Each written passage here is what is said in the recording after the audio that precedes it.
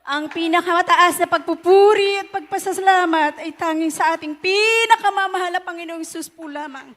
At nagbibigay po ako ng dobling paggalang sa ating mga magulang sa Panginoong Hesus, sa kanilang mga hindi malilimutang turo at aral, at pagbati rin po sa ating mga beloved Almeda family, at pagbati rin po sa ating mga beloved ordained preachers po, at sa lahat po ng mga ginagamit sa banal na ubasang ito ng mahal na Panginoong Hesus. Hallelujah! Ako po'y lubos na nagpapasalamat, nagpupuri sa ating pinakamamahal na Panginoong Hesus sa gintong araw na pagkakataong binigay po sa akin. At sapagkat pinag-ingatan niya po ang aking pag-uwi dito sa dako ng Pilipinas, mula pa po sa dako ng Hong Kong. At pinapasalamatan ko rin po na sama-sama po kaming nakadalo ng aking mga mahal na anak at ng aking beloved na asawa mula pa po sa dako ng Buena Vista, Quezon Province po.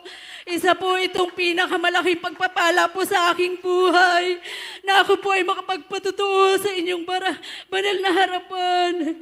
At way back 2024 po lamang nang ako ay masave sa dako po ng Hong Kong, sapagkat sa pamamagitan po ng aking beloved kapatid na siyang una pong nakakilala sa mahal na Panginoong Hesus sa dako ng Marinduque.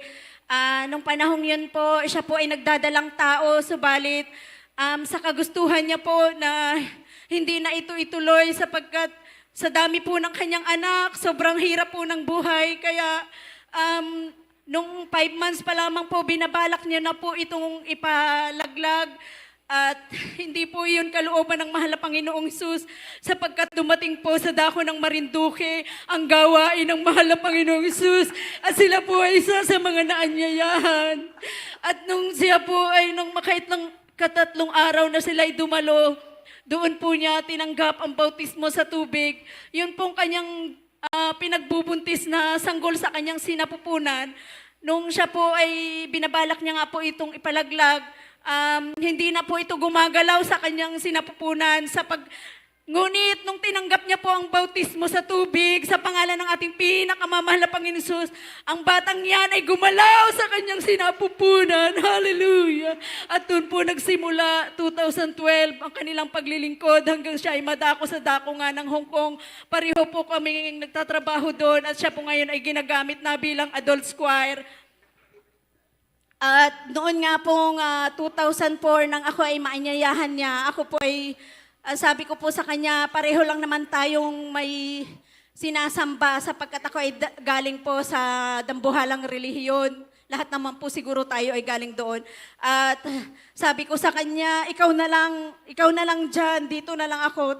Pero pinaanyayahan niya pa rin akong dumalo, halos 2 beses po niya akong dumalo doon. Pero malayo po yung puso ko, parang hindi ko po naririnig kung ano yung mga patotoo. Wala po sa akin.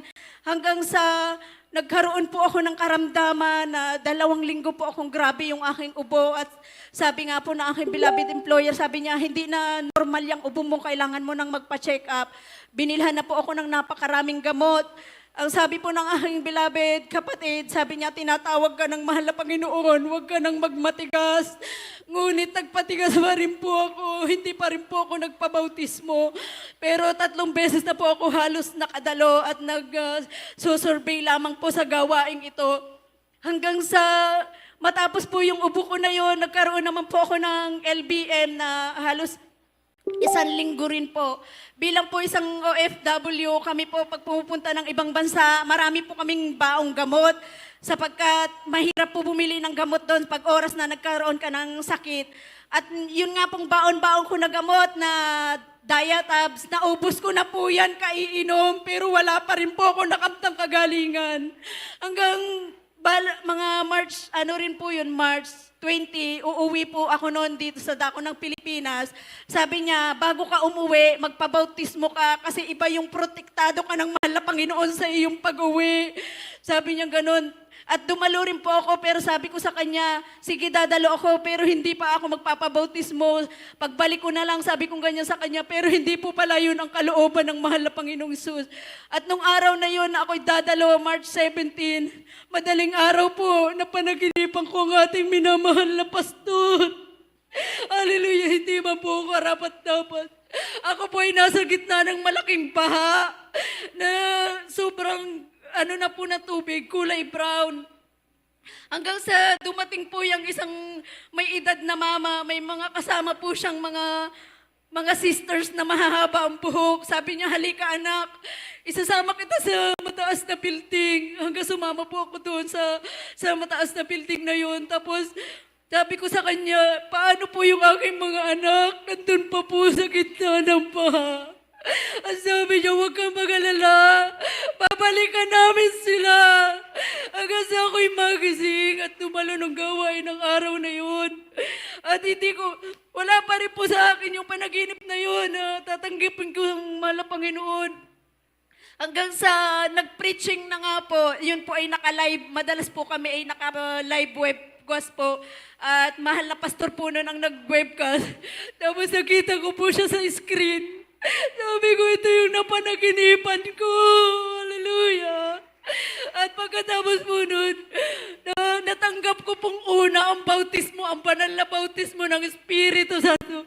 Pumasok po sa akin ng malamig at mainit na bagay. Hanggang sa muntikan na po ako mawala ng malay. Ang sabi po ng aking mahal na kapatid, magpabautismo ka, talagang tinatawag ka ng mahal na Panginoon. Noong ding araw na yon, March 17, 2024, tinanggap ko ang bautismo sa mahal na Panginoon Jesus, sa banal na tubig na yan. At doon nagumpisa ang aking pananampalataya sa mahal na Panginoon.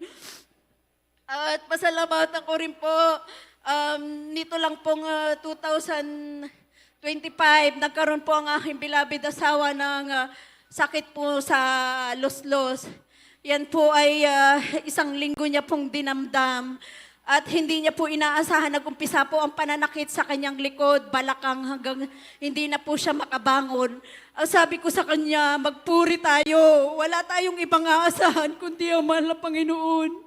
Ilang araw nagpupuri kami. Ako nasa online habang ka-video call ko siya. Nagpupuri kami, lumuhod ka.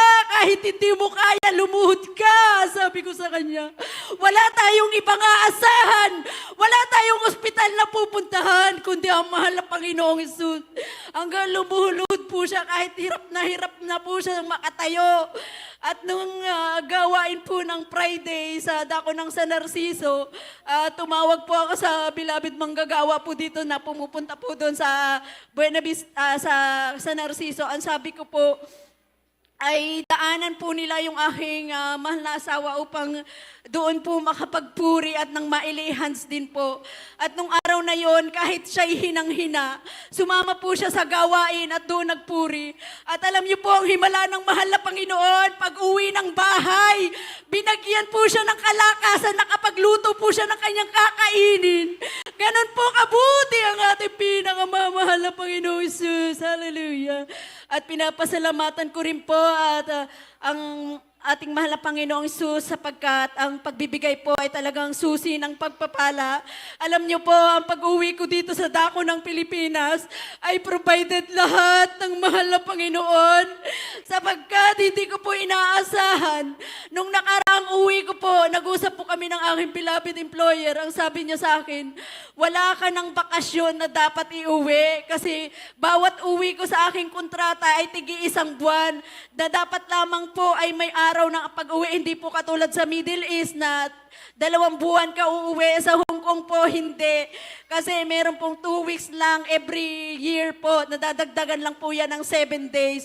Ngunit sabi niya sa akin, ilang bang araw ang hihingiin mo? Ang sabi ko sa kanya, kung po pwede ay 2 linggo. Wala po siyang ibang sinagot, kundi okay. Okay lang po. Hallelujah. At ganun din po yung sa ticket ko. Ang usapan po namin nung nakaraang uwi ko, sabi niya, ikaw na ang bibili ng ticket mo kasi nakailang uwi ka na. Tapos, nung mag-usap po kami muli, ang sabi niya sa akin, ako nang bahala sa ticket mo, wag mo nang isipin. Kaya kay buti-buti ng ating pinakamamahal na Panginoong Hesus. Wala po tayong ibang dapat sambahin.